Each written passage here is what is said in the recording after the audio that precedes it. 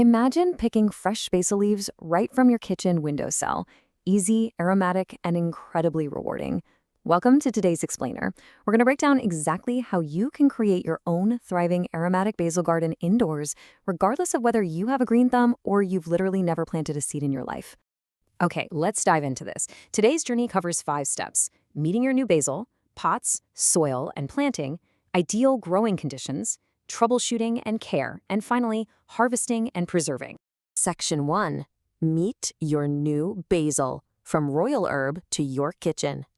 Before we get our hands dirty, let's take a quick look at the fascinating background of this tropical plant. You know, it's way more than just a pizza topping. The name basil actually stems from the Greek word basiles, which literally translates to king, and honestly, it truly is the royal herb. Throughout history, it's held some serious cultural power. In India, lore suggests it actually protects people from mythical, deadly snakes. In ancient Rome, presenting a sprig of basil was this deep declaration of love. And over in Mexico, people believed that carrying a piece of basil in your pocket would attract wealth and ensure your partner remained faithful.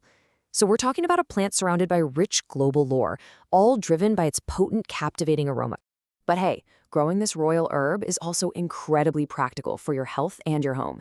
Fresh basil is an absolute powerhouse of nutrition. It's loaded with vitamins A, B, C, and K, plus essential minerals like iron, calcium, and magnesium. Herbalists have actually used it for ages as a natural remedy to soothe the stomach and calm the nervous system. But here's an amazing bonus for us indoor growers. As the plant breathes, it releases essential oils that act as a completely natural room freshener. And in the summer, those exact same volatile terpenes act as a natural mosquito repellent for your house. Pretty cool, right? Now, what's really interesting is that you'll generally encounter 2 main types, green and purple basil. While they share the same nutritional profile, their culinary and growing profiles are actually quite different. Green basil is sweeter, milder, and has a refreshing aftertaste, which makes it perfect for light salads and even desserts.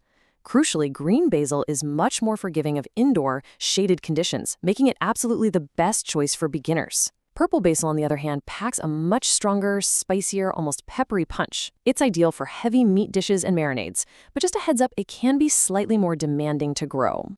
Moving on to section 2, pots, soil, and planting, setting the foundation. Now that you know what you're growing, let's talk about where it's going to live. The right home is absolutely crucial because this plant has a pretty delicate root system. Basil develops a distinct conical root system. To accommodate that, an adult plant requires a minimum soil volume of 0.4 liters. So you're looking for a pot that is between 18 and 22 centimeters in diameter. It can be plastic or ceramic. Ceramic breathes a bit better, but plastic retains moisture differently, so honestly, either is completely fine. However, the absolute non-negotiable feature? Drainage holes. Basil roots will literally suffocate and rot in standing water. You absolutely must add a drainage layer, about 3 centimeters thick, of clay pebbles or small stones right at the bottom of the pot. For the soil itself, basil requires a loose, highly fertile mix to really thrive. And you've got a few great options here. You can mix equal parts standard indoor flower soil with garden soil, or you can mix 1 part biohumus to 4 parts indoor soil. Another fantastic option for a wonderfully loose texture is to mix equal parts biohumus, coconut fiber, and peat. And here's a massive pro tip from our horticultural sources. Before you plant anything, bake your soil mix on a tray in your oven at 100 to 120 degrees Celsius. This completely sterilizes the soil, instantly killing off any lingering bacteria, fungal spores, or pest eggs that could destroy your young seedlings. All right, let's walk through the exact planting process. To give your seeds a huge head start, soak them in a mild potassium permanganate solution for 2 hours to disinfect them. Next, pop them into your pre-moistened soil mix, but do not bury them deep. Just about 1 centimeter down is perfect. Cover the pot with clear plastic film or glass to create a little mini greenhouse effect, trapping all that humidity. Place the pot in a warm spot, ideally right between 22 and 28 degrees Celsius. Within 4 to 12 days, you'll start seeing these tiny green shoots. The very second those sprouts appear, remove the plastic film so they can breathe. Section 3. Ideal growing conditions. Sunlight and hydration. Okay, we have life. Now, how do we recreate a native subtropical environment right on your kitchen windowsill? Well, 5 to 6, that is the magic number. 5 to 6 hours of direct, bright sunlight is what your basil needs every single day. Basil is notoriously light-hungry.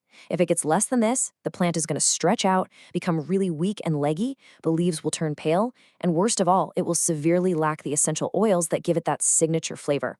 If you only have a north-facing window, you might need to supplement with a small grow light, especially during the winter months. Now, it's really important to note that your watering routine needs to adapt to the seasons. Because basil loves moisture but hates wet feet, you have to find that sweet spot. In the spring and fall, watering every 5 days is usually perfect. In the heat of summer, you'll need to bump that up to every 2 days. And during the slow-growing winter months, scaling back to just once a week prevents root rot. Always, always use warm, chlorine-free water. You can actually just let tap water sit out for 24 hours so the chlorine naturally evaporates. Using cold, chlorinated water shocks the plant and can cause a deadly fungal issue known as black leg. Section 4. Troubleshooting and Care. Pruning and Pests. Don't panic if things aren't perfect right away. Let's empower you with some super simple maintenance techniques to keep your plant lush and healthy. So the crucial point here is mastering a technique called pinching. When your plant has grown a few sets of true leaves, you want to literally pinch or snip off the very top 2 leaves and the tiny buds forming right there. I know it feels counterintuitive to cut your baby plant, but doing this forces the plant to branch out laterally instead of just growing straight up like a single stick. This is exactly how you get that dense, beautiful, bushy shape. Furthermore, you absolutely must aggressively pinch off any flowers that try to form. Once basil flowers, the plant thinks its life cycle is over, and it stops producing new leaves, turning the existing ones really tough and bitter. Also, to maintain that vigorous growth, make sure to feed your basil with a gentle organic liquid fertilizer once every couple of weeks. Even indoors, you might still encounter some uninvited guests like aphids or spider mites. Since you are obviously going to eat this plant, we want to avoid any harsh chemical pesticides. Luckily, you can create incredibly effective natural sprays right in your own kitchen. For instance, steeping crushed garlic in water creates a sulfur-rich spray that pests absolutely hate. Or try soaking 100 grams of hot pepper in 2 liters of water with a dash of liquid soap. The capsaicin burns the pests while the soap helps it stick to the leaves. Elderberry leaf or fresh nettle extracts boiled into water also serve as fantastic organic deterrents derived directly from traditional horticultural practices. Finally, Section 5, Harvesting and Preserving. Enjoying the reward. You've planted, watered, and protected your crop. Now it's time for the payoff, bringing the basil from the pot straight to your plate. Timing and technique are quite literally everything for harvesting. The optimal time to harvest for maximum flavor is on a dry day, just after the morning dew would have evaporated if it were outside, and strictly before the plant has tried to flower. And when you're harvesting, please do not just yank the leaves off. The stems are incredibly fragile. Always use sharp herb scissors or small pruners to make a nice clean cut. This protects the main plant structure and allows it to recover quickly so it can keep producing. If your plant is highly productive, you might honestly have more basil than you can eat right away. Drying is an option, but for incredible winter preservation, try this. Roughly chop your fresh leaves and pack them tightly into a small glass jar. Then pour high-quality olive oil over the top until the leaves are completely submerged. Store this right in your fridge. It is absolutely vital that no leaves stick up above the oil line, or they will darken and spoil. Doing this gives you perfectly preserved basil plus some incredibly flavorful infused basil oil to use on pastas and salads all winter long. It's a game changer. What starts as a speck of a seed transforms into a vibrant, fragrant addition to your home and your cooking. By simply selecting the right pot, mastering the soil, and learning to properly pinch those leaves, you are setting yourself up for an abundant harvest. So the only question left for us is, what delicious dish are you going to elevate first with your homegrown royal herb? Let us know in the comments below.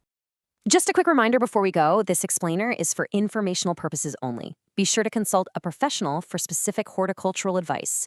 Thank you so much for joining me on this deep dive into the world of indoor basil. And hey, happy planting!